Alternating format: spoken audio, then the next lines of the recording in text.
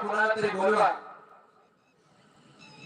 परंतु चोखोबा सतत त्या पंढरीश पांडुरंगाच्या नामस्मरणामध्ये दंग असायचे आणि तितक्यातून सुद्धा त्यांनी ते ऐकलं आणि कोणाला बोलू मला नाव सुचव, मला नाव लक्षात येत नाही, माझ्या पांडुरंगाशिवाय मला दुसरं काही सुचत नाही. आणि असं म्हटल्यानंतर त्या सोयरानं ते नाव सुचवलं, निर्मला बहिणीला बोलवा म्हणले. चोखोबाची बहीण होती ती. निर्मला बहिणीला बोलवा म्हटल्यानंतर चोखोबाच्या डोक्यामध्ये अचानक त्या निर्मला बहिणीची आठवण झाली आणि निघाले ते चोखोबा. मी लगेच जाऊन घेऊन येतो म्हणले. आणि रस्त्यामध्ये जात असताना पंढरीश पांडुरंगाच्या दर्शनाला एक साधू संतांचा मेळा निघाला होता, दिंडी निघाली होती. आणि दिंडी आल्यानंतर चोखोबा थोडेसे थांबले. जाता जाता साधू संतांचं दर्शन घेऊन जाऊ, साधू संतांच्या चरणावरती नतमस्तक होऊन जाऊ, त्यांना सांगू माझा नमस्कार पंढरीश पांडुरंगापर्यंत पोहोचवा, असं म्हणून थोडा वेळ थांबले. दिंडी जवळ आली. दिंडीमध्ये नामस्मरण चालू होतं. राम कृष्ण हरे जय जय राम कृष्ण हरे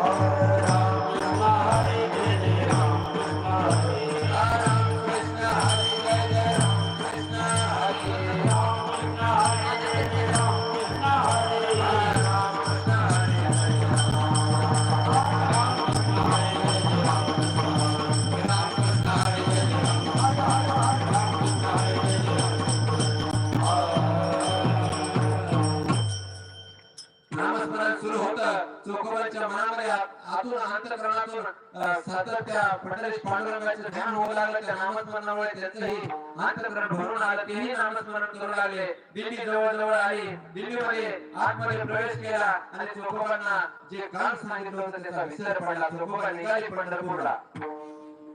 चोखोबा पंढरपूरच्या दिशेने निघाले आणि पंढरपूरच्या दिशेने जात असताना तिकडे पंढरीश पांडुरंगाला कोण पडलं.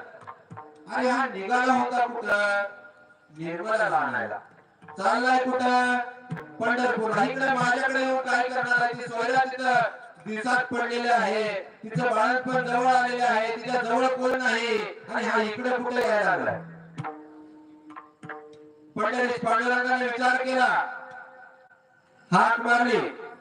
आता पांडुरंग कोणाला हाक मारलो, रुक्मिणी आईसाहेबांना हाक मारली.